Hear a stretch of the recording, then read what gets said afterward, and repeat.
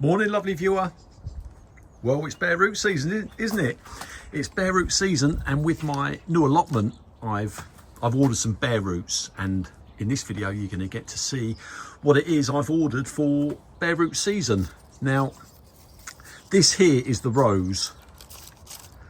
It's the only rose that I actually wanted, but it's like anything, when you order one rose, you end up ordering sort of 5 or 6. But this is the rose that I was desperately after, and it is Rose Oceana.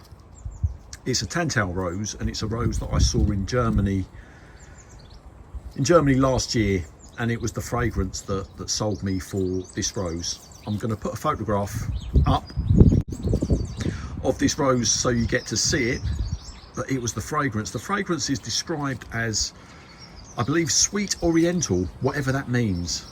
But it was a very strong fragrance and a lovely flower. Now this rose, they say it's a climbing rose. It grows to 2 to 3 meters in height. But the ones I saw in Germany, they were pruned low, and they were all sort of 3 to 4 feet. So I think it's a rose that can be pruned low in a similar fashion perhaps to Gertrude Jekyll. Now I've noticed there is a breakage there, in fact. Now these roses that you're seeing here, they're from a company called Tuiencentrum Lottum. It's a Dutch company, and the roses are very cheap.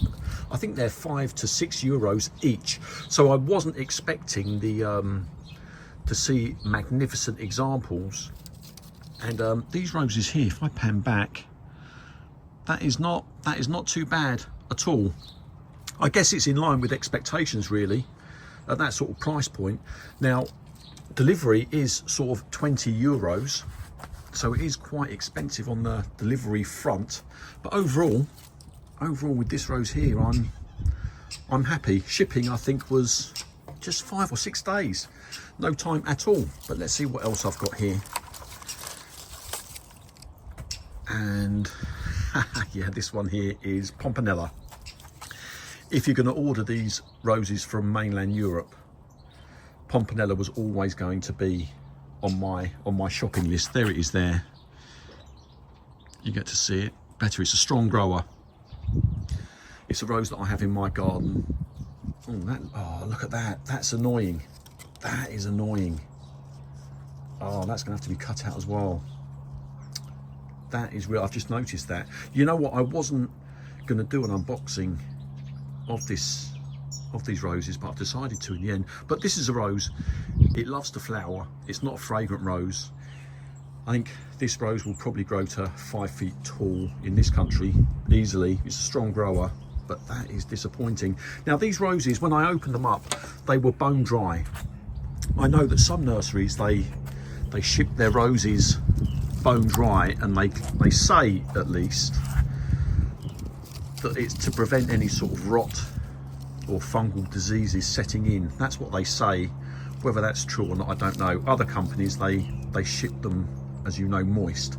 But either way, any bare root rose, the first thing you've got to do is put them in the water. And these ones here, they were definitely dry, so these will be in soak for a few days minimum.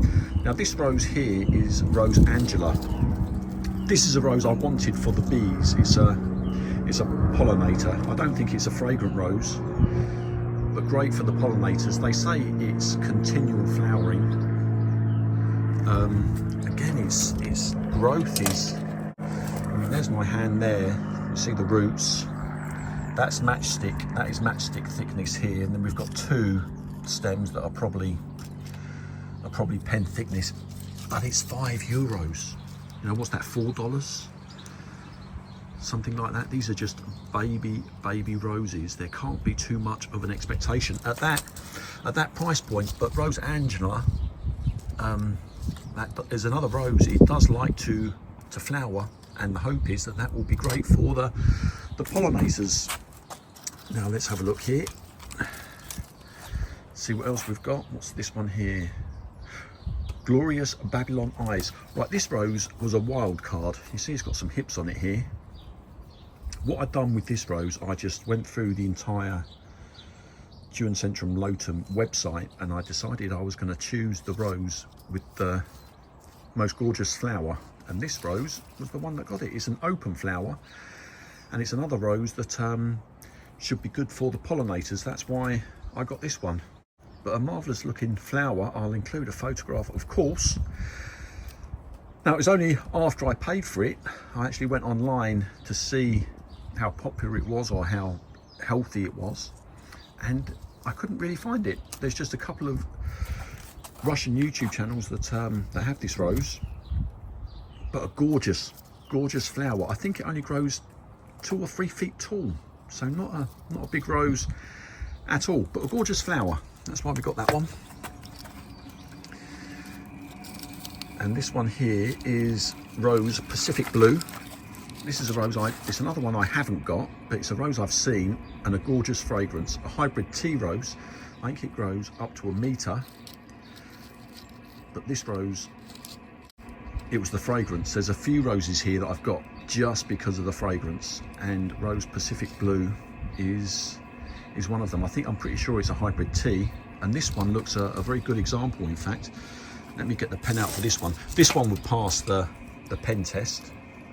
Definitely, it's got at least 3 stems there. And like I say, at that price point, there is I can see some fungal thing going on here. And remember, these were shipped bone dry. Can you see that? So that one's going to need a bit of a prune. Now this one here is Madame Anisette, aka Glorious Parfumer. This one was more expensive. This was €10. If I can get that to focus. Can you see that there? That's about the best shot that I can. I should get a bloody tripod, really. Growth-wise, this one isn't going to pass the pen test. It's got one decent stem just here. But this is another rose. Fantastic fragrance. I think it grows up to 1 meter in height. A hybrid tea. It's another rose. It's a Kordes, and when in flower, you know you're being spoken to. Many flowers. I think the fragrance is described as myrrh, amongst other things. Sweet, spicy, honey, but a gorgeous fragrance, and that's why I got this rose here. And very healthy. It's another very healthy rose. And this one here, the final one, is Sweet Honey. And yeah, I wanted this one. It's a super healthy rose. This is a rose you'll be defoliating it in February without black spot. In my garden, I know that in previous years it grew very vigorously indeed. In fact, the one I've got, just so you know, the one I've got, I did notice that a mole was burrowing beneath it last year, which is perhaps why it didn't do so well last year after I moved it.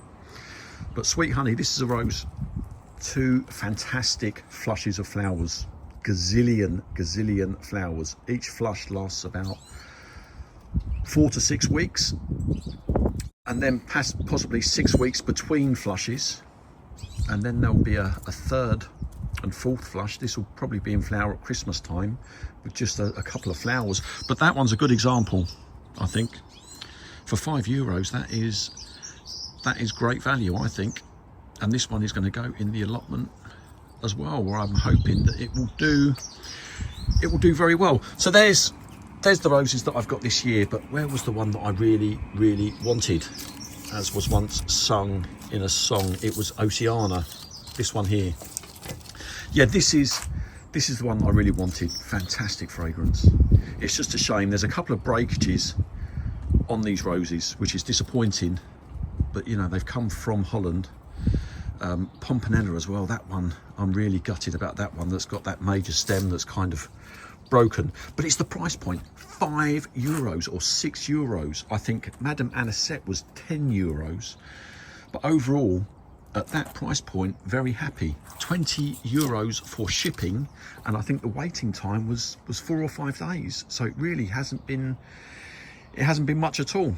But there you go, there's my Beru order for this year. There's going to be perhaps another 5 or 6 roses go in at the allotment. You'll get to see them, I've no doubt, over the summer. I'll take my camera up there and do some filming maybe a couple of times over the summer period so you get to see them. But there's my bare root order. Right, lovely viewer, I hope you have a lovely day.